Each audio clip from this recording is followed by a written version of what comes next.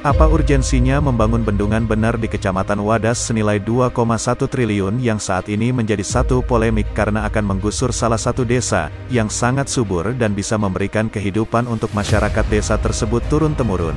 Demikian disampaikan Bambang Haryo Soekartono, anggota DPR RI periode tahun 2014 sampai tahun 2019.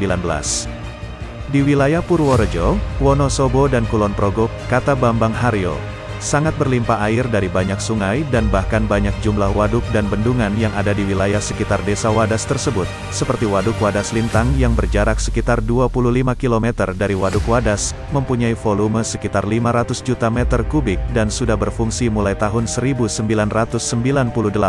zaman Presiden Soeharto. Dan Waduk Merika mempunyai volume sekitar 47 juta meter kubik serta Waduk Sempor yang berjarak sekitar 50 km dari tempat tersebut dan mempunyai volume 56.700.000 meter kubik. Ketiga waduk tersebut sudah berfungsi sebagai irigasi air baku dan pembangkit listrik di wilayah Banjarnegara, Kebumen, Purworejo dan bahkan sebagian Kulon Progo.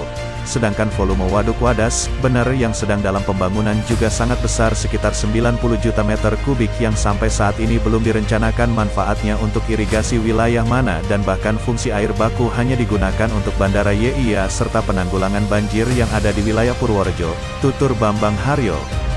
Dilanjutkan pemilik sapaan akrab BHS mengungkapkan, perencanaan ini terkesan terlalu dipaksakan dan asal-asalan karena irigasi di wilayah Purworejo dan Kulon Progo sudah sangat sempurna dialiri dari berbagai sumber air sungai dan bahkan di wilayah Kecamatan Wadas pun semua sawah sudah berfungsi secara penuh untuk mendapatkan air 24 jam setiap hari dari Sungai Pelus termasuk juga wilayah Magelang dan Kebumen.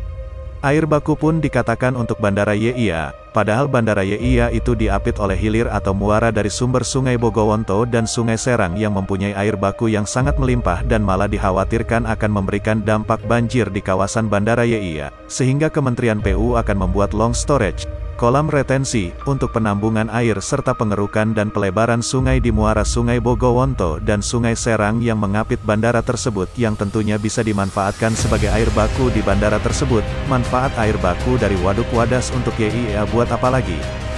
Kata alumnus Institut Teknologi tanggal 10 November Surabaya. Masih menurut anggota Dewan Pakar Partai Gerindra ini, perencanaan Waduk Wadas ini juga dipakai untuk pencegahan banjir di wilayah Purworejo.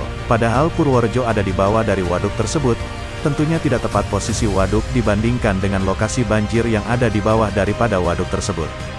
Harusnya terbalik, waduk penampungan harus di bawah lokasi banjir dan bila bendungan dari waduk yang mempunyai ketinggian sekitar 150-200 meter tersebut jebol, maka air waduk tersebut bisa menenggelamkan seluruh Kabupaten Purworejo, bahkan Kulon Progo, ucap BHS.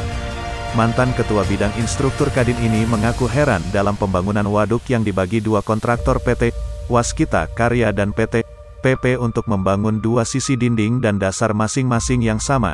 Tetapi salah satu sisi yaitu PT PP menggunakan bahan baku andesit untuk fondasi bendungan, sedangkan PT Waskita Karya tidak menggunakan batu andesit untuk sisi dasar dan dinding lainnya.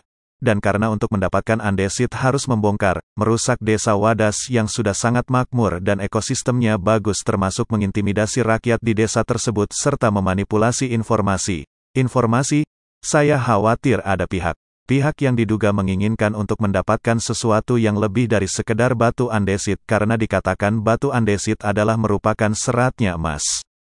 BHS juga mengkhawatirkan proyek Wadas ini diduga hanya satu proyekan yang tidak ada manfaatnya untuk masyarakat seperti halnya beberapa waduk dibangun akhir ini yang belum dimanfaatkan, termasuk long storage Kalimati yang ada di Sidoarjo yang mempunyai kapasitas 4 juta meter kubik dengan biaya sekitar 500 miliar tidak dimanfaatkan sama sekali sebagai irigasi air baku ataupun yang lainnya dari yang sudah selesai tahun 2019 hingga sampai dengan saat ini.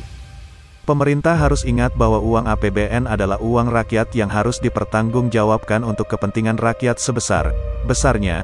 Diduga terjadi konspirasi untuk kepentingan PRIBADIKELOMPOK dan siapa yang bertanggung jawab terhadap dugaan proyekan waduk ini, tutup BHS.